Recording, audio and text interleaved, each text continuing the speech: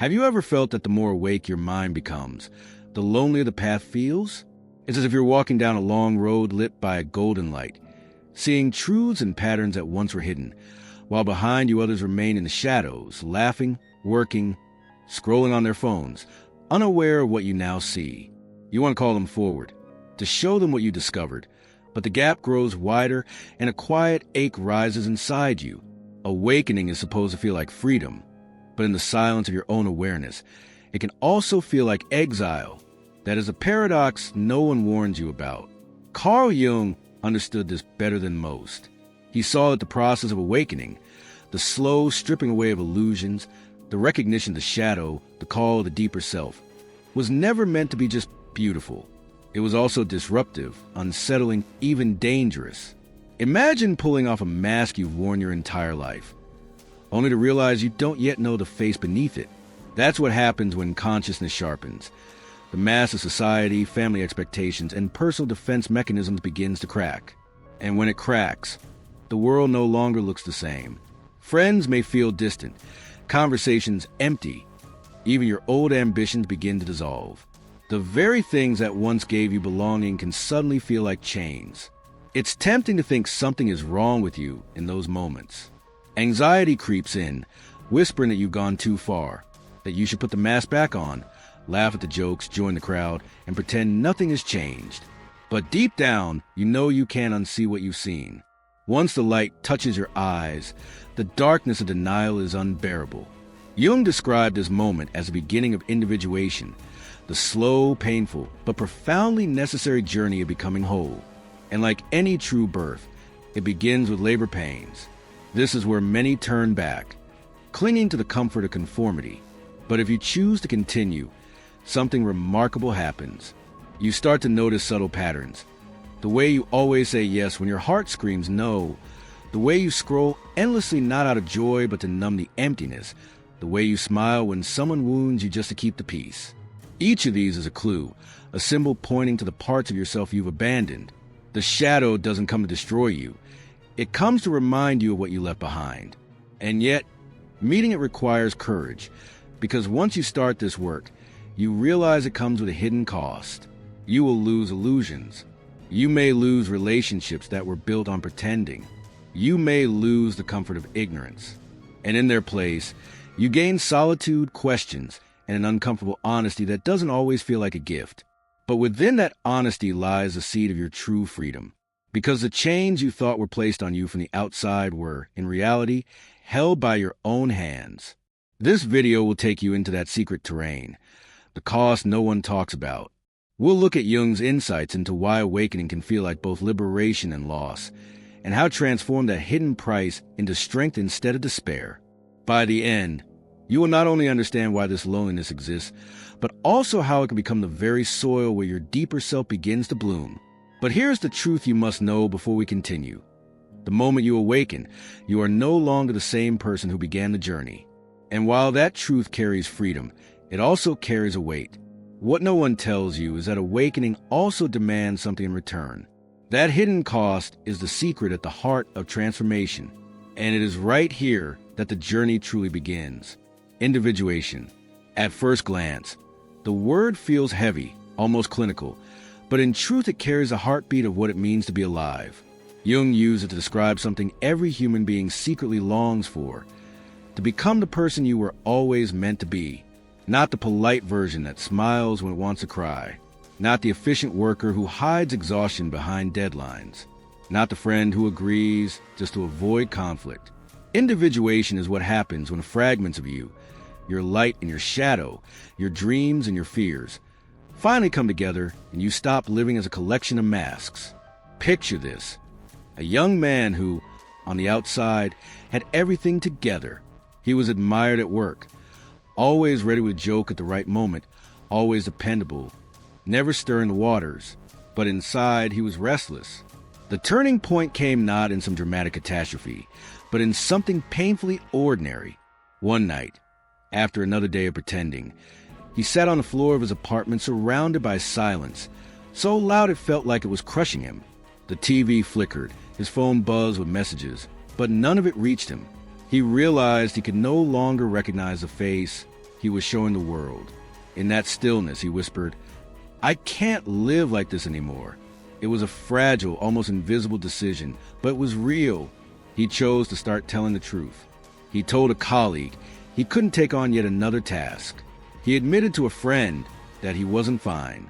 He said no when he meant no. These were tiny acts, almost invisible from the outside, but inside they felt like earthquakes. And then the consequences arrived. Friends who were used to his easy compliance began to drift away. At work, people looked at him differently, less approving, more suspicious. He stopped being the perfect team player, the always available friend, the agreeable son. The applause faded. Invitations stopped coming. Certainties melted away like snow in the sun. He found himself walking down streets he had always walked before, yet suddenly they felt empty, echoing with absence. And yet, something else appeared in the silence, a deeper breath, one that reached places inside him that had been suffocating for years. It wasn't joy, not yet, but it was real. For the first time, he felt what freedom might taste like. This is the paradox Jung warned us about. Individuation feels like liberation, but it often arrives dressed as loss. It forces us to confront questions we spend our lives trying to avoid. Is it worth being free if freedom costs you approval?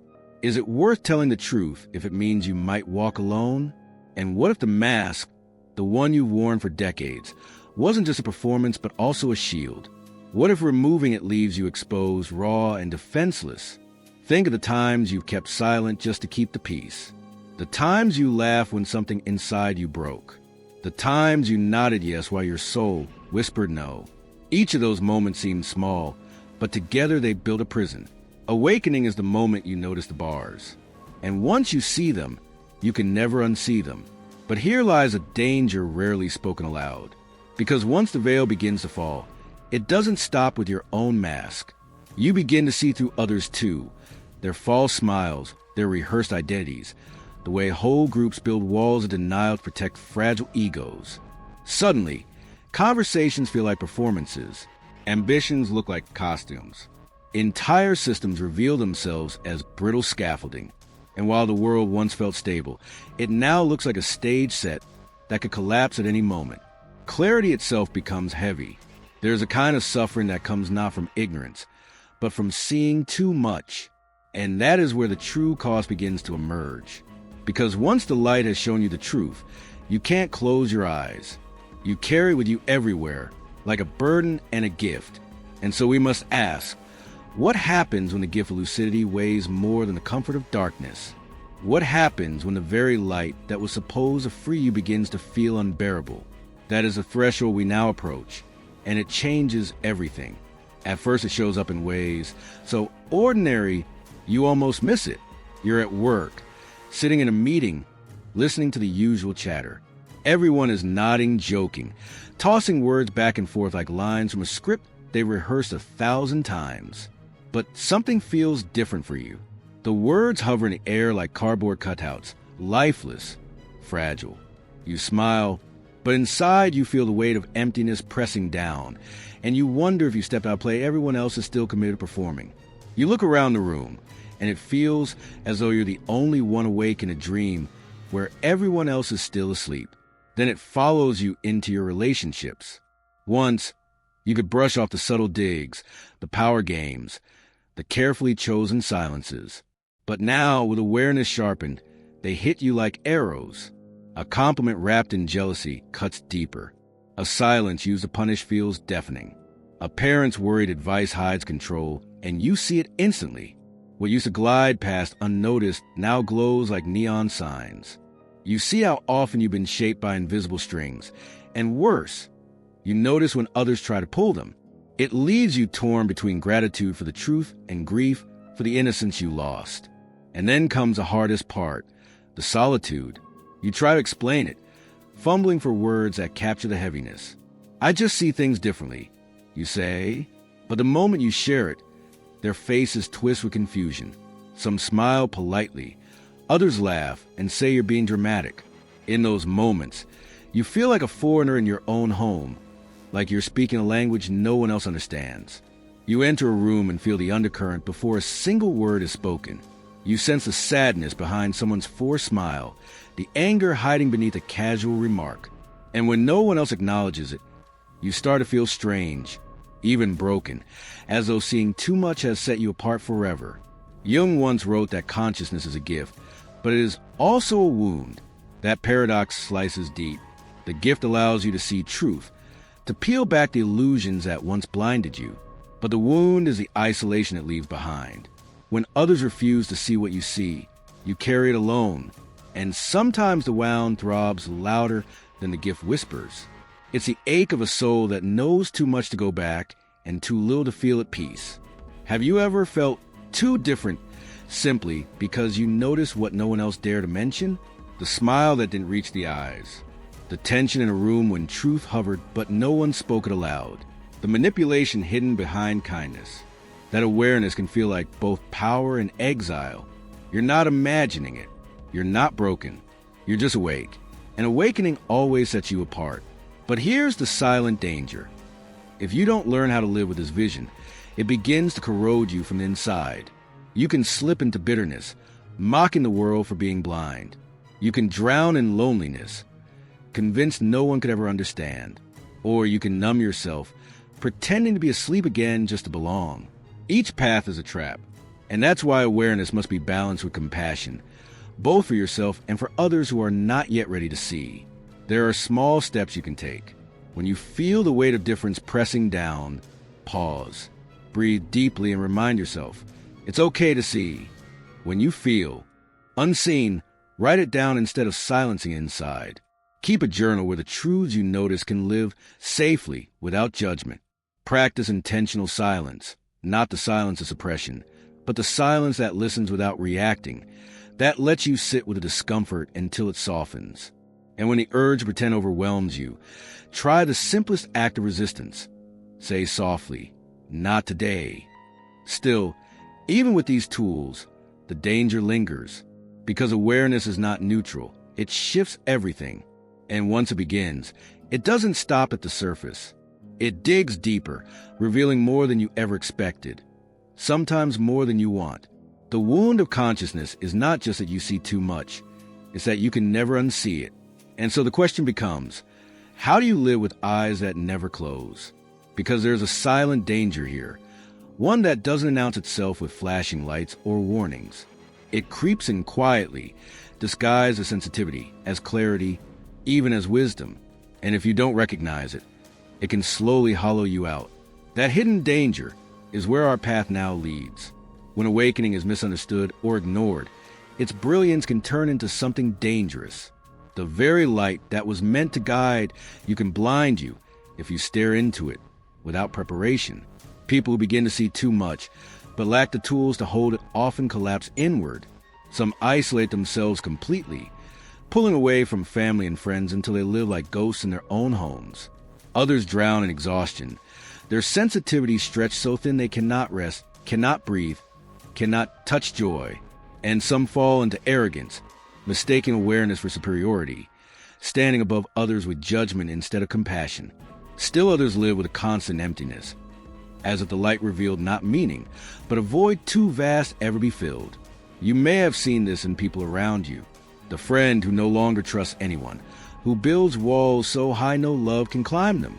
The colleague who once laughed easily but now wears only silence, convinced no one could possibly understand. The family member who seems present in body but absent in soul, scrolling endlessly, avoiding connection because everything feels too shallow. These are the hidden casualties of awakening gone wrong. Not people who are weak, but souls who could not bear the weight of their own clarity.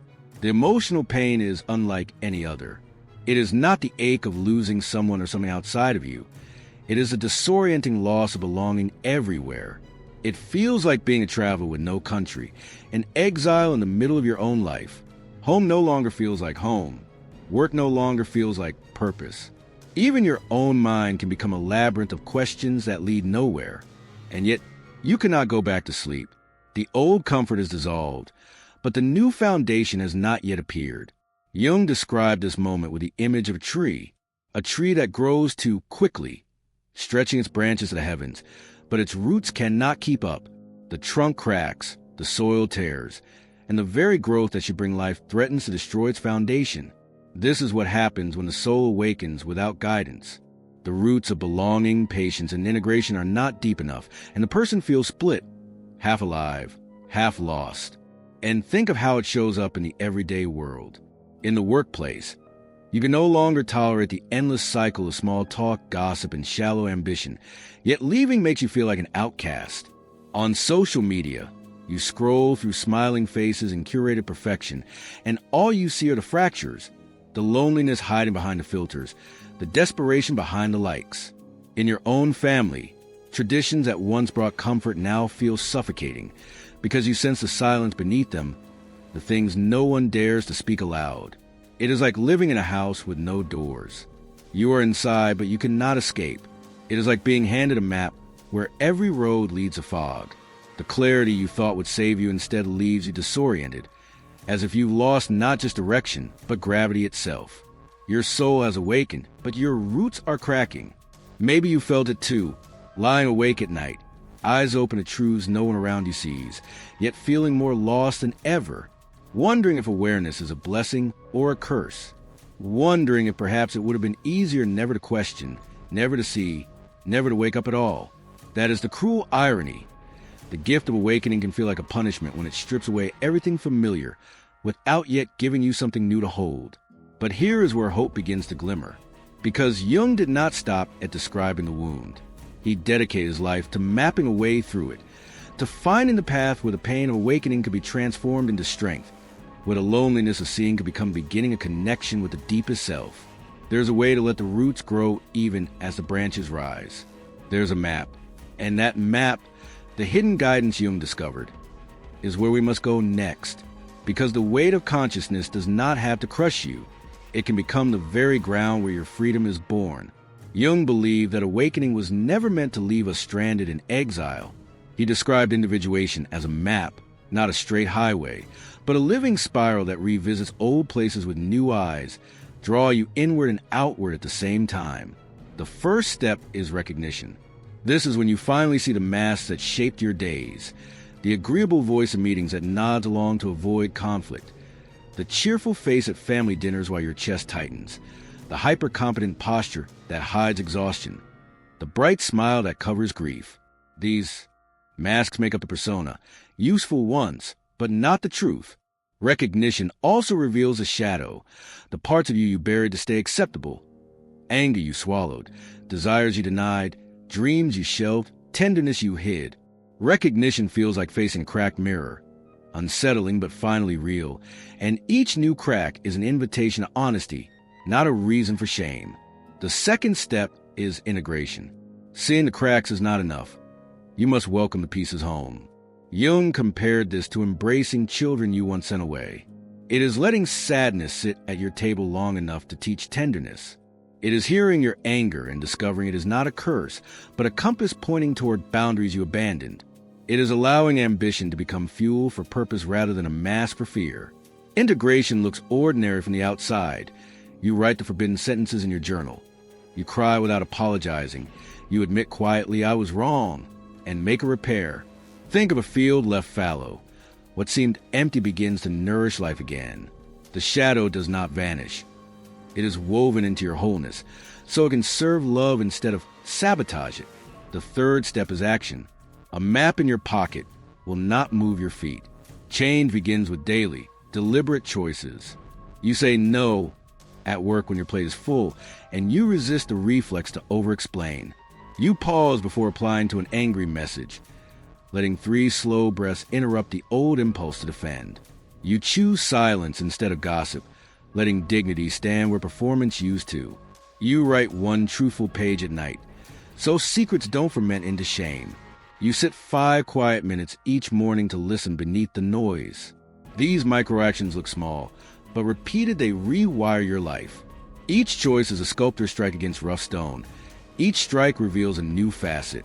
A river does not carve a canyon in a day, but drop by drop, it makes a way where none existed. The fourth step is legacy. Individuation is not selfish. It ripples outward. The healing you claim becomes light for others stumbling in the dark. Your courage to set a boundary gives someone else permission to stop apologizing for existing. Your child inherits more peace because you chose to end a pattern of silence. Your colleague notices that you refuse to flatter and feels brave enough to tell the truth. Legacy is not always loud. Sometimes it is as unassuming as being the one steady presence in a frantic room, the person whose eyes say, "You can be real here." Sometimes it is a story you tell at the right time, or an apology that ends a generational echo. Your wholeness becomes a weather system others can breathe in. Hold the image of a raw stone in your palm, heavy, rough, ordinary. With patience, pressure, and time, the hidden facets begin to shine. Every clear no, every intentional silence, every tear received without shame is polishing. The same weight that once felt like burden becomes the very mass that grounds you. The cracked mirror still has lines, yet reflects more honestly than the perfect mask ever did. The seed breaks the soil not because it hates the dark, but because it has grown strong enough to seek the light. This is the map Jung handed to the weary traveler. Not a promise of ease, but a path of meaning. Not a fantasy of perfection, but a practice of authenticity. Follow it, and you will not escape your life. You will finally inhabit it. And still, a warning is needed, because the path to light is littered with convincing imitations. Spiritual bypass that hides pain behind pretty words. Performative depth that collects quotes but refuses courage. Control dressed up as boundaries. Certainty sold as wisdom. If you mistake these for truth, the search for light becomes more shadow, and the prison simply changes shape. So walk with care. Keep the map close. Keep your heart soft. Keep your steps honest. In a moment, we will name these dangers one by one and turn them into teachers. Because when you can spot the trap, you can choose the door. And on the other side of those doors, the road opens, the breath deepens, and the quiet strength you've been seeking finally becomes your way of life. The search for light can become more shadow, but it doesn't have to. That turning point is where we go next. Awakening is powerful, but without guidance it can twist into traps that look like progress, yet quietly steal your strength. Jung warned that every transformation carries shadow, and that even pursuit of light can become another disguise for darkness.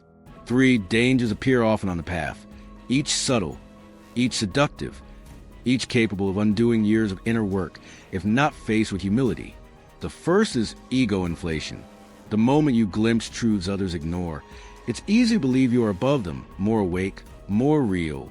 You begin to measure conversations not by connection, but by how much deeper you imagine you are. The subtle arrogance whispers, "I see what they cannot." At first it feels like strength, but slowly it isolates you. You no longer listen to learn. You listen only to judge. Your awakening becomes a throne rather than a bridge. Jung saw this as one of the greatest risks of individuation. The danger of identifying with the self, mistaking the flicker of divine insight for your own possession of divinity. The ego swells, but the soul withers. The second trap is isolation. Awareness can feel heavy, and when the world seems blind, retreat becomes tempting. No one understands me, you tell yourself, and so you withdraw into silence. Not the healing silence of integration, but the cold silence of avoidance. Days turn into walls, and you live as though you're the last person awake in a sleeping city. What once was clarity now becomes loneliness, and loneliness hardens into bitterness. Isolation whispers that detachment is wisdom, but in truth it is fear wearing a mask. The awakened soul is not meant to vanish from life, but to stand in it with presence. Retreat has its season, but permanent exile is a prison. The third danger is the savior complex. Once you've tasted healing, it's natural to want to rescue others.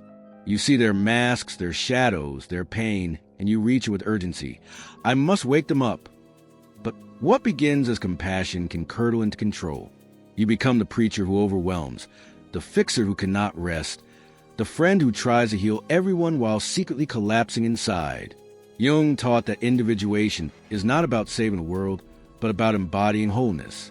Light is contagious, yes, but it spreads by presence, not force. You are not called to drag others into awakening. You are called to live yours so fully that it becomes invitation rather than demand. History offers striking contrasts. Nietzsche, brilliant and bold, stared too long into the abyss of consciousness and lost himself in it. His insights blazed, but without balance they consumed him, leaving a mind fractured by its own intensity. Eckhart, by contrast, walked a quieter road. In silence and humility, he discovered that the awakened soul does not need to dominate or isolate. It needs to surrender.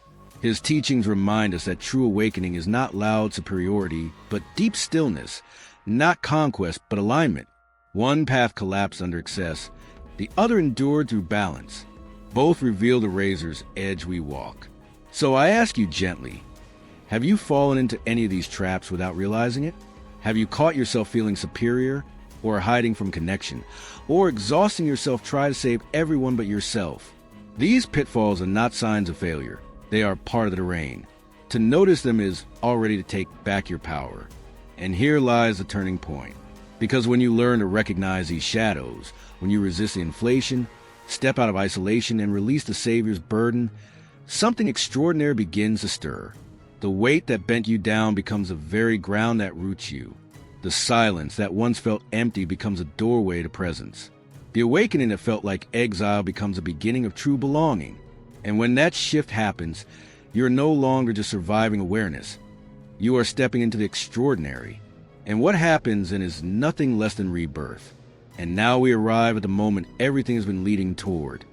The turning point where the hidden cost of awakening reveals itself not as punishment, but as the very path to freedom. All along, you may have thought the loneliness, the silence, the loss of belonging were signs you were failing. But here, standing at the threshold, you discover they were not curses. They were the soil of rebirth. The paradox becomes clear. The same weight that bent your back is the weight that anchors your roots. The same cracks that once shamed you become windows where the light can finally enter. The same silence that felt unbearable becomes a space where your soul learns to speak. Imagine the phoenix, not just rising from the fire, but from the ashes of everything it lost. Its wings do not grow in spite of destruction. They grow because of it. That is your soul when you choose to endure the hidden cost without running from it. You are not just surviving. You are being remade. The fire of awakening burns away the masks, the false loyalties, the shallow comforts, the ashes of what remains, evidence of endings. But from those ashes, something stronger, something more radiant, spreads its wings. Think of how silence changes in this stage. What once felt like a prison becomes a fortress. In silence, you no longer hide. You listen. You learn to hear your own voice above the noise, to trust a whisper of intuition that used to be drowned out. Silence becomes a friend that clears space for clarity. And solitude, it stops being exile. It becomes a sacred mirror where you see yourself whole, without needing to perform. What was once loneliness transforms into belonging to yourself. And belonging to yourself is the foundation of belonging anywhere. And what a pain! It softens into compassion. The heartbreak, the rejection, the weight of difference, these become the very threads that weave you to others. You no longer look at another's suffering as foreign. You recognize it because you have carried it. Compassion flows not from perfection, but from scars that have healed into wisdom. Jung said that only the wounded physician can truly heal. Your wounds, once hidden in shame, now become a source of medicine for the world. This is the secret most people never tell you about awakening. The cost you feared is actually the currency of your freedom. Every tear, every silence, every loss, none of it was wasted. All of it was shaping you, polishing you, burning you into clarity.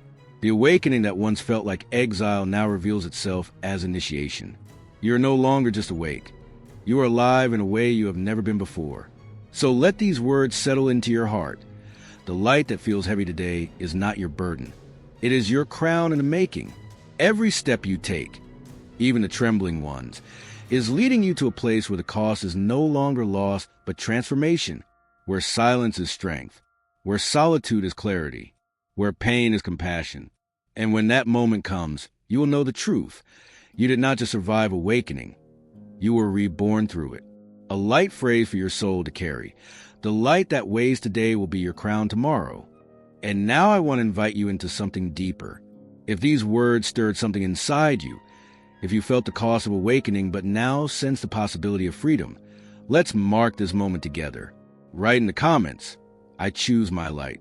Let it be not just words, but a declaration, a reminder to yourself and others walking this path that the journey is not in vain, that the pain is not wasted, that the crown is already being formed. And don't stop here. This is only the beginning of your rebirth. In the next video, we will walk together into the next chapter of this journey, the tools and practices that can help you carry your light with strength. Subscribe, share this with someone who needs hope, and keep walking with us. Because your awakening is not the end. It is the fire, the ashes, the rising. It is the rebirth you were made for.